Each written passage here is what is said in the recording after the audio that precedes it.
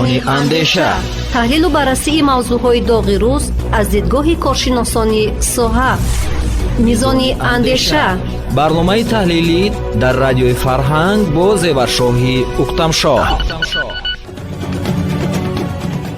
سلام شنوندگان عزیز، برنامه میزان اندیشه است از موج رادیوی فرهنگ. مهمان کوشانه‌های شما در برنامه نوبتی صحبت خواهیم آورد با خورشید نظامی، دیرکتوری مأموریت جلب دسته‌های هنری و موسیقی برای برنامه‌های تلویزیون و رادیویی کمیته تلویزیون و رادیویی نزد حکومت جمهوری تاجیکستان وابسته به دستاورد و کامیابی‌ها در سال سپری گردیده. با ما باشید.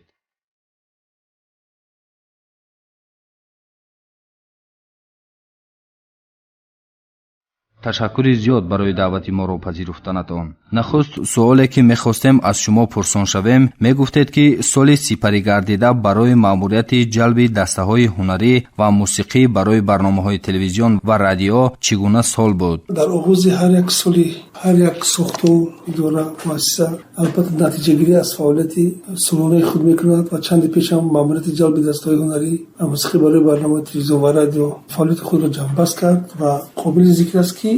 به طور عموم فعالیت دسته‌های هنری کمیته طبق رسالت خود دستور سپارشی رابطه کمیته و البته همون نشاندادهای سمت‌های افزایش‌یافته فعالیت کسبی ایجادی گروه هنری کمیته تلویزیون و رادیو نزد حکومت تاجیکستان برای سال 22 و نقشه فعالیت ایجادی اصلا برای تنظیم و سمج‌گیری فعالیت عملی گردید و در این جهت ما با نتیجه‌های نظرش هم در سال سپری گردیده نویل گردیدیم. اگر درباره سمت‌های اساسی فعالیت دسته‌های هنری سخن بگویم، پس در سال 2022 توجه اساسی بیشتر به مسائل نهادی روانه گردیده بود وابسته به مسئله آمادگی برگزار نمودن چهاربینی سطح بلند دولتی نیز کارهای عملی انجام داده شدند. خوب بدونیم که چون همه سالات در سال 2022 نیز در سراسر مملکت چهاربینی‌ها در رابطه با جشن‌های مهم ملی و دولتی تاریخی در سطح بلند دایر کرده شدند و در این ضمن هنرمندان کمیته با سرود و آهنگ و فضای فرهنگی مملکت را با برنامه‌های جالب غنی گرداندند. در سال 2022 با ابتکاری رابطه کمیته تلویزیون و رادیو نزد حکومت جمهوری آزمون سرود و آهنگ تحت عنوان ترانه وطن و دوره یکم و دوم آزمون پرچم رنگین استقلال برگزار گردیدند. پیش از همه گویم که وظیفه‌های آزمون برای همان دریافت و ایجاد اثرهای بدیعی موسیقی بلندغایه زمانوی، بازیافت تازه اثرهای موسیقی بدیعی انعکاسی آن در اثرها غایه‌های دولت‌داری ملی و ارزش‌های هویت‌سازی ملی عموماً برای آموزگاردانی ژانرهای گوناگون موسیقی کسبی عنعنوی روانه گردیده بودند. باید قید نمود که با آزمون‌های مذکور در عموم 163 سرود و آهنگ پیشنهاد کرده از شماره 111 اثر موسیقی غالب دانسته شدند. البته از جهت مادی نیز هوسمند کرده شدند مؤلفان اثرها. خب ما چون الان نقش رپرتواری گروه ها رو برای هر یک سه ماه تهیه تصدیق نمودیم، همزمان برای ثبت سرودهای نو 201 متن شعرها برای بررسی به شورای تحریر پیشنهاد کردیم و چون سال 22 ما توانستیم شورای موسیقی نزد مأموریت جلب دسته‌های هنری رو تأسیس کردیم با قبل جلسه هیئت مشاوره که قبلا ها سالهای گیم که شوروی بود، امروز تنها در تئاتر اپرا و بالت چون شورای موسیقی فعالیت میکنند و آن رو ما برقرار کردیم. بعد دیگه گیم که چندین سالی توقف شورای موسیقی بود به فعالیت آغاز نمود و در این زمینه 7 شورای موسیقی نزد مأموریت دایر کرده شده و نتیجه و خلاصه رو به شورای بدیعی کمیته پیشنهاد کرده شده. در این زمینه ما در همون دایره قرار حکومت جمهوری اسلامی درباره اندازه حق قلم مؤلفان برای همون آفریدن اثرهای موسیقی درامایی و ادبی برای اجرای عمومی اثرها چهاربینی‌های عمومی سال 22 31 اثر موسیقی از مؤلفان خریداری کرده شده. سلامت باشید. جلب جوانان، کادرهای نو با دسته‌های هنری و موسیقی برای برنامه‌های تلویزیون و رادیو چگونه صورت می‌گیرد؟ آیا توجه دارند به انسامبل‌های دولتی در نزد کمیته تلویزیون و رادیو نزد حکومت جمهوری تاجیکستان بوده؟ هنرمندان کمیته در دورهای دوم و نهایی آزمون جمهوری تاجیکستان وطن عزیز و آزمون شهریت و خلق تاجیکستان دوشنبه اینچنین بازی‌های 16 بین‌المللی دلفی جوان کشورهای اعضای اتحاد دولت‌های مستقل به حیث رئیس و حکمان شرکت نمودند و قابل ذکر است که از همون غالبان آزمون تاجیکستان وطن عزیز امروز ما 7 نفر رو به کار قبول کردیم که هم غالبان میباشند، جایزه‌داران آزمون میباشند. سال گذشته ما از همین غالبان آزمون نیز تاجیکستان وطن عزیز 4 نفر رو به کار قبول کردیم، یعنی مکمل گردان هیئت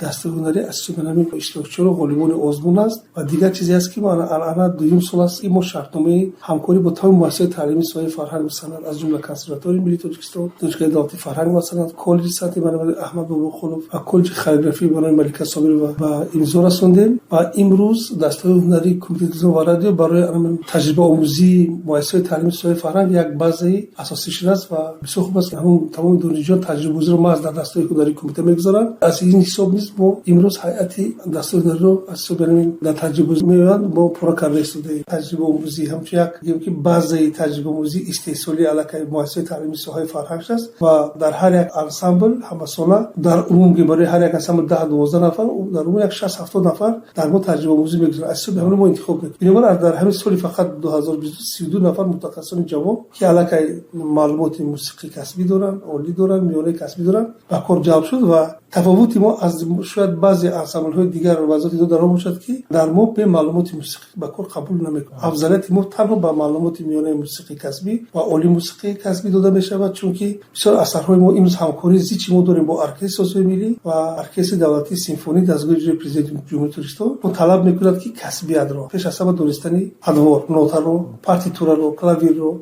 یعنی بسیارتر ما کار میکنیم با نوتا، پارتیتورا. بنابر همین و اون آزمون‌هایی که ما میکنیم و البته هر یک اثری که پیشنهاد میگرده البته در شکل نوتاوی پیشنهاد میگرده بعد اودیویی اینم طلباتی پیش از همه است و برای همین ما 6 نفر به معلومات موسیقی در آنها ما تحصیل فرا گرفتیم. این حال چند تاش و اتمام رسوندن دانشگاه دولت فرهنگ و سند دیگرشون در کالج سلمان بابا قلوف کنسرواتوری ملی تحصیل کرده شدن و طور فاصله‌ای امروز میگیم که پروژه قریب برامون هیئت انسامبل ها از متخصصین کسبی عبارت است. یعنی ما اگر در انسامبل دولتی 6 مقام و فلک زیاتر از اون فاکولته ها یا کاتدرای موسیقی ارانوی رو ختم کرده گیریم برای انسامبل استرادی اوریو، انسامبل گیم که دریا ما اساساً روی اکادمی رو توان کردیم. یعنی متخصصین ساحه بلند موسیقی کسبی است اونها رو با کار جلب می‌نماییم و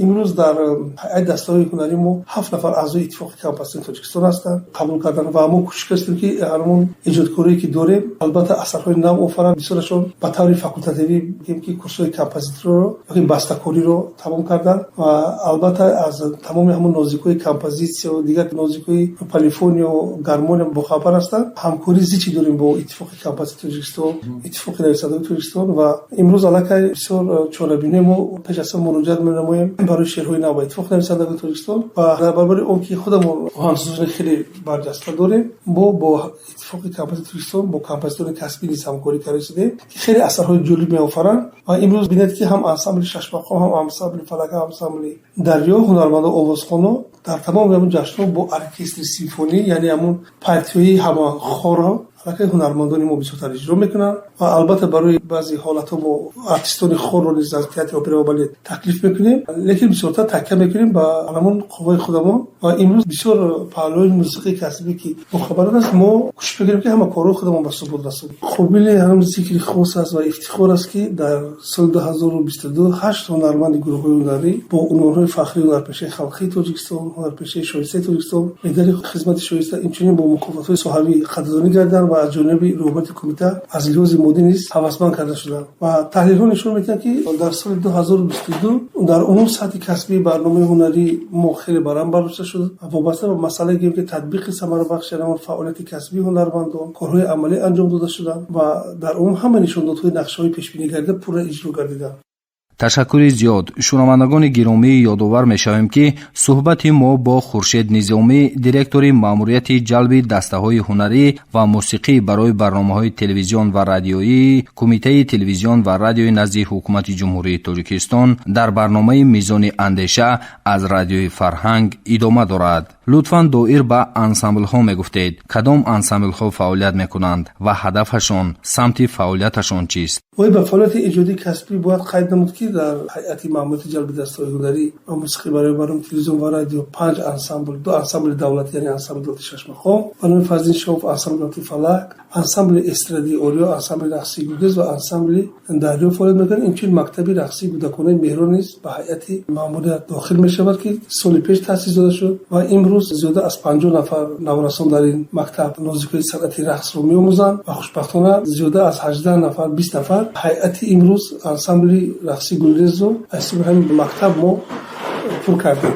در سال 2022 در عموم سلسله 72 سرود و آهنگ ایجاد شد و برای فوند رادیو سپرده شد. 38 رقص نو تهیه گردید و در این ضمن هنرمندان کمیته اگر با حساب آماری گیم در چربین سطحی بلند دولتی با 57 سرود و 41 رقص هنرنمایی نمودند. اینچنین در همکاری با وزارت اداره 143 سرود و آهنگ را با برنامه‌های کنسرتی بخشیده به جشن چربین گوناگون پیشنهاد نمودند. همزمان ما در این مدت 31 برنامه کنسرتی تلویزیونی دسته‌های هنری را آماده نمودیم و از جانب شبکه‌های تلویزیونی به نوار گرفته شدند. همزمان در سال 2022 هنرمندان ما در 14 چهاربینی‌های تدارکاتی تشریفاتی به افتخار سفرهای رسمی مهمانان مقام کشور خارج با برنامه هنری برآمد نمودند. هنرمندان ما در سال 2022 اینچنین در روزهای فرهنگ جمهوری ترکستان در جمهوری ترکمنستان و روزهای فرهنگ جمهوری ترکستان در فدراسیون روسیه با برنامه نوی هنری شرکت نمودند. در عموم در چهاربینی‌های تاریخی و فرهنگی و بین‌المللی اینچنین چهاربینی‌هایی که در جمهوری سال 2022 برگزار گردید از جانب هنرمندان کمیته در عموم 201 سرود آهنگ و رقص اجرا گردید. این یک نمونه عبرت برای دیگر وزارات اداره‌ها بشد که دسته‌های هنری دارند. ما توضیح گفتیم در طی هیئت صفتی و ترکیبی گروه رقصی کودکان گلریز و مکتب بچه‌های رقصی کودکان مهران بازبینی گردید. یعنی با دستگیری رهبریت کمیته برای انسامبل‌های فلک و دریا واحدهای کاری ایلوگی جدا گردیدند و با مقصد همون جلب جوانان چقدر در بالا قید کردم از حساب اداره جو ما 32 متخصص جوان را برای فعالیت منبعد ایجادی و دستور هنری با کمیته جلب نموده با کار گرفتیم و امروز درباره مکتب بچگانه اگر رقصی کودکان مهران نیست یک دوستخواهی در این مدت یک سال اگر 7 برنامه کنسرتی رو در تلویزیون ثبت نمود و 14 رقص نو تهیه نمودند و تمام امروز در برنامه سطح بلند دولتی انسامبل کودکان ما در برابر انسامبل رقصی گلریز و هنرمندان ما کاملا شرکت دارند و امروز همون اعتراف میکنند که سطح و صفت در چهاربینی‌های فرهنگی به واسطه اشتراکی هنرمندان کمیته خیلی رنگارنگ گردیده شده است و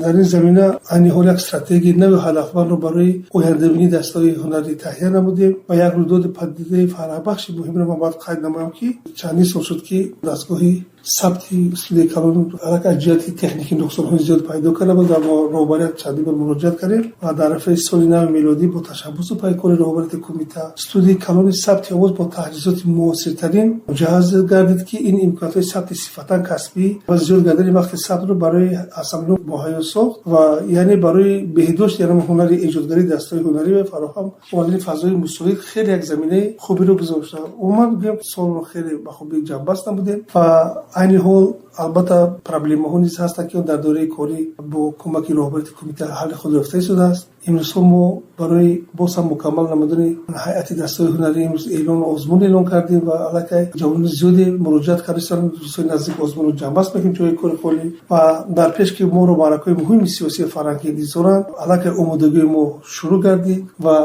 برای هم 30 سالگی قوه مسلحه جمهوری تاجیکستان روز تاسیسیش علاقه برنامه خود رو آماده کردیم. در مدت 2-3 روز پس علاقه برنامه فرهنگی برای پیشنهاد به کمیته تدارکات چهاربینی و برای روز مادر و جشن نوروز علاقه پیشنهاد می‌گردد. یعنی ما با استفاده از تمام پتانسیل همون ایجادی عملی خود همون برای عزیمه تمام وظیفه در پیش خود کوشش کردیم که با سربلندی برای خب استاد با دسته‌های هنری کمیته بیشتر جوانان با کدام انسامبل ها مایل دارند؟ با شش مقام، با اوریو، سرود استرادی؟ امروز ما بعضی پرابلم های آوازهای زنانه نمیرسن. این یک پرابلم کادرهای بانوان برای انسامبل استرادی اوریو خصوصا اون چیزی است که امروز زیادتر جوانان مایل دارند با انسامبل شش مقام و فلک و در انسامبل شش مقام و فلک از تمام مناطق جمهوری تاجیکستان آوازخوانان مطربان جلب شدند و این یک خیلی خوب است که امروز هم میگم که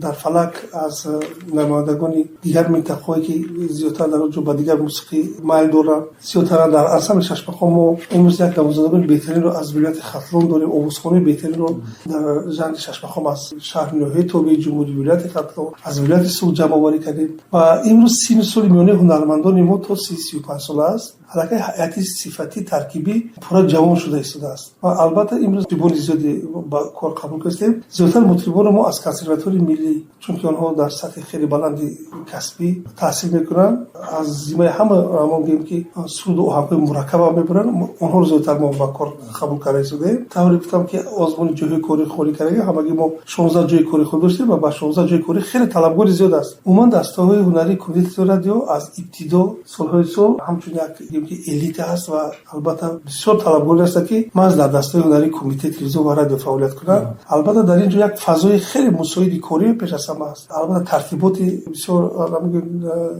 ҷиддӣ аст, назорати ҷиддӣ ҳаст. Яъне системае ки сиёсати репертуарӣ хуб ба роҳ монда шудааст. ва чунки дар ҳар як муассисае ки сиёсати репертуарӣ риоя карда нашавад, он муассиса ба комёбиё шарафманда мегардад. Албатта бинобар ин мо пеш аз ҳама ба сиёсати репертуарӣ ба тавре қайд кардам бисёртар ба масъалаҳои ниҳодӣ, яъне институтсионалӣ, омоданамои кадрҳо, ояндабинӣ, ансамблҳо дар чӣ бошад. ва хушбахтона имрӯз проблеме бидед ки либос пурра ҳал гардид. Имрӯз гем ки тамоми ансамблҳо бо созҳои мусиқӣ пурра таъмин гарданд, яъне аз ҳисоби давлат гем ҳама созҳои мусиқӣ беҳтаринро мо харидорӣ кардем, аппаратураи хубро харидорӣ кардем. Манам бо ибтикори худи роҳбари бадии ансамбли Дарё композитор Фаррозӣ ки имрӯз 2 студия сабт дар худи ансамбли Дарё ташкил карда шуд. Ансамбли эстрадии Орио аллакай студияи сабти овози худашро дорад. Яъне ки барои мо фаъолияти муназзами корӣ ки багар аз студияи калоне ки дар ихтиёри мо ҳаст, имрӯз ҳам студияи нав, ҳам студияи пештара, ҳамчун захиравӣ кор карда аст. 5 студия дар ихтиёри мо ҳаст. яъне танҳо аз мо чиз лозим аст эҷод ва тез сабт намудан ва умуман фазои фарҳангиро ма аз ҳамон суруду оҳангҳои мо бештар таваҷҷӯҳ мекунем ба сӯҳбати ватандӯстона тарбиявӣ бисёртар, чунки вақте ки репертуари ҳар як ансамбл барои симоа таздиқ мекунем, дар баробари он ки мо пешбинӣ мекунем, чорабиниҳое ки дар пешитан пешбинӣ мекунем, мо албатта назорат мекунем ки албатта ҳар як суруд дар бораи ватан, ҳифзи марзу бум, нақши мисол ҳамон пешвои муаззамина дар эъмори давлату навин тоҷикон, масъалаи ҳувватсозии миллӣ, анхе масъалае ки маҳз барои тарбияи ватандӯстони ҷомеа равона гардааст, аз ба ҳамин таваҷҷӯҳ зоҳир мекунем ки имрӯз на тарбиятгари гем ҳамон ҷомеа маҳз ҳунармандонам як нақши хеле муҳим доранд ва рисолати ҳар як зиёям дар ҳамин тарбияи маънавии ҷомеа аст. Инро бояд аз мадди назар мо дур намонем. Албатта таваҷҷӯҳи мо зиёдтар ба ҳамин масъалаҳо аст. шунавандагони гиромӣ, вобаста ба фаъолияти маъмурияти ҷалби дастаҳои ҳунарӣ ва мусиқӣ барои барномаҳои телевизион ва радиои Кумитаи телевизион ва радиои назди ҳукумати ҷумҳурии Тоҷикистон дар суҳбати мо буданд директори маъмурияти мазкур Хуршед Низомӣ. боиси ифтихор аст ки фаъолияти маъмурияти ҷалби дастаҳои ҳунарӣ ва мусиқӣ барои барномаҳои телевизион ва радиои Кумитаи телевизион ва радиои назди ҳукумати ҷумҳурии Тоҷикистон назаррас буда фазои фарҳангиро бо иштирокашон дар чорабиниҳои сатҳи ҷумҳуриявӣ таъмин мекунанд. тавре медонем таи солҳои охир дар сатҳи мамлакат албатта бо дастгириву супориш ва сарпарастии бевоситаи асосгузори сулҳу ваҳдати миллӣ пешвои миллат президенти ҷумҳурии Тоҷикистон муҳтарам Эмомалӣ Раҳмон озмуни ҷумҳуриявии Тоҷикистон ватани азизи ман ва соли сипарӣ гардида озмуни ту қалби Тоҷикистони Душанбе инчунин дигар озмунҳо пайваста баргузор мегарданд. доварии аксари ин гуна чорабиниҳо ба дӯши мутахассисони ин ниҳод мебошад. мо ба ҳунармандону мутрибон ва роҳбарияти маъмурияти ҷалби дастаҳои ҳунарӣ ва мусиқӣ барои барномаҳои телевизион ва радиои Кумитаи телевизион ва радиои назди ҳукумати ҷумҳурии Тоҷикистон дар соли равон бурдбориҳо таманно менамоем.